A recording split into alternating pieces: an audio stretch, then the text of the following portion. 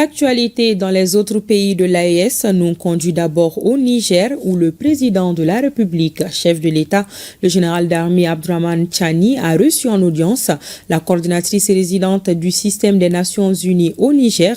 Mama Keïta est allée présenter au chef de l'État son mandat d'accréditation et renouveler l'engagement de son institution à accompagner le Niger. Le résumé de cette audience avec Abdul Karim Maman Barmou et Yazi Rabiou. Accréditée auprès de la République du Niger par le système des Nations Unies, la coordinatrice résidente de la dite institution est venue présenter au président de la République, chef de l'État, le général d'armée Abdraman Chani, son mandat et l'accompagnement que le système des Nations Unies souhaiterait renouveler au Niger. Aujourd'hui, c'est ma première rencontre officielle avec le premier responsable de ce pays, le président de la République. Je suis venue d'abord pour une visite de courtoisie, pour me présenter, pour présenter mon mandat, pour présenter mon équipe. Les Nations Unies sont représentées sur le terrain par une équipe pays pour parler de ce que nous faisons, de l'accompagnement qu'on souhaite renouveler à la République du Niger, pour également recueillir ses recommandations pour une coopération optimale. Je suis également coordinatrice de l'action humanitaire, et cela va au-delà de la coordination du seul système des Nations Unies. Les partenaires humanitaires vont au-delà du système des Nations Unies. Je suis venue également lui expliquer ce rôle que je joue. Encore une fois, recueillir ses recommandations sur comment la communauté humanitaire peut travailler de la meilleure façon possible avec le Niger.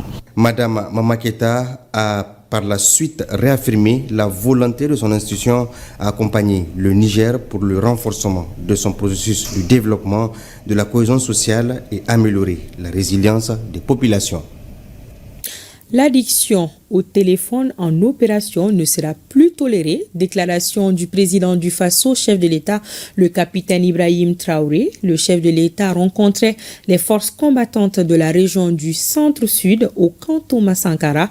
L'essentiel du message avec Sékou Zongo. Je souhaite que vous continuiez. Le chef suprême des armées, le capitaine Ibrahim Traoré, convoque l'histoire ici au camp Thomas Sankara à Pau pour susciter une prise de conscience des forces combattantes face aux défis de l'heure. Nous avons une guerre qui nous est imposée. Et aujourd'hui, plus que jamais, je pense que toutes les forces qui combattent doivent comprendre pourquoi nous nous battons. On ne se bat pas parce qu'on veut se battre. On se bat parce qu'on nous a agressés. On est venu nous imposer une guerre. Alors, plus jamais cette barbarie. Il faut donc s'engager pleinement pour protéger l'héritage commun et ainsi assurer un avenir radieux à la jeune génération. En chef de guerre, le président du Faso invoque le Ditanier pour galvaniser les hommes. Selon le président Traoré, les mots qui composent l'hymne national doivent être une source d'inspiration pour tout combattant. Quand vous écoutez l'hymne du Burkina, ça commence par contre. Parce qu'ils se sont opposés à plusieurs formes de colonisation. Le Burkinabé est contre l'humiliation. Nous sommes contre toute forme de domination. C'est un impératif pour chaque combattant de comprendre les enjeux du combat actuel que mène le Burkina Faso. Le pays mène un combat de libération, mais surtout un combat de mieux-être, un combat de développement durable. Je le dis souvent, le Burkina est très riche. En termes d'équipement également, nous avons beaucoup fait d'efforts. Mais où est-ce que nous avons eu ces ressources? Comprenez qu'il y avait de la richesse mal gérée. Battez-vous pour vos terres. Battez-vous pour léguer un Burkina meilleur aux générations à venir. Battez-vous pour qu'on puisse exploiter décemment nos ressources et que ça nous profite. Mais pour se battre, le combattant burkinabé doit se débarrasser de certaines attitudes contraires à la rigueur et à l'engagement sur le terrain. Et là-dessus, le chef de l'État se veut intransigeant.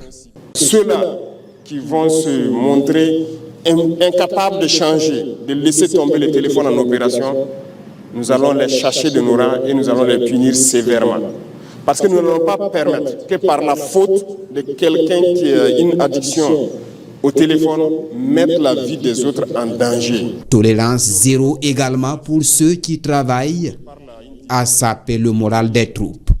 Le capitaine Ibrahim Traoré invite également les forces combattantes à faire corps avec les populations civiles, car, dit-il, c'est un facteur déterminant pour le succès de toutes les opérations de reconquête du territoire national.